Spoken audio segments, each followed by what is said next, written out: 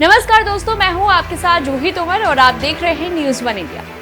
UP के कन्नौज से एक ऐसी घटना सामने आई है जिसे सुन आपके भी आंखों से आंसू आ जाए। एक ऐसी घटना जिसने पूरे समाज को आज आईना दिखाने का काम किया है और इसी के साथ साथ झकझोर कर रख दिया। किसी ने क्या खूब कहा है कि भूखा मर गया बाप, रोटी ना मिली, बेटे ने श्राद्ध के भोज में रसमलाई बांटी।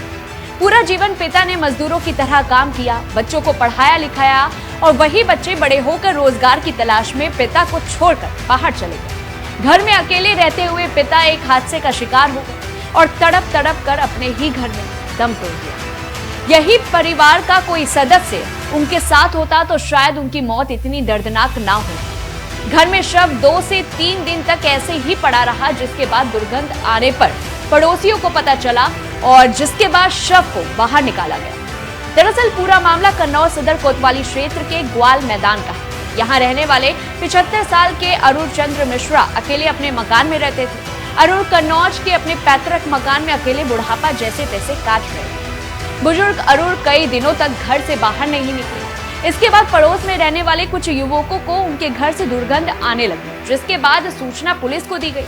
पुलिस ने घर का दरवाजा तोड़कर देखा तो हर कोई सन्न रह गया। बुजुर्ग अरुण घर के बरामदे में आंधे मुंह पड़े हुए थे। उनके बगल में एक बाल्टी रखी हुई थी जो कि पानी से आधी भरी थी, जिससे यह अंदाजा लगाया गया कि बुजुर्ग पानी भरने के लिए उठे और पैर फिसल जाने के कारण वह गिर पड़े। इस कारण वह बेहोश हुआ या उनको थोड़ी चोट लगी और उनको कोई संभालने वाला या बचाने वाला नहीं था। इसके चलते तड़प तड़प कर उन्होंने दम तोड़ दिया।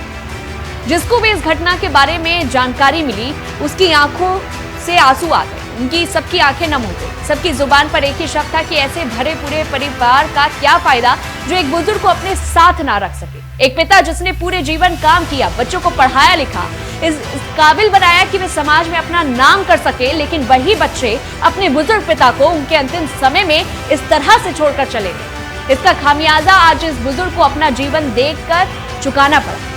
बुजुर्ग ने अगर इस उम्र में जिद भी की होगी कि यहाँ रहना है, तो भी बच्चों को उनकी इतनी उम्र का ख्याल रखते हुए उनको यहाँ अकेला नहीं छोड़ना चाहिए।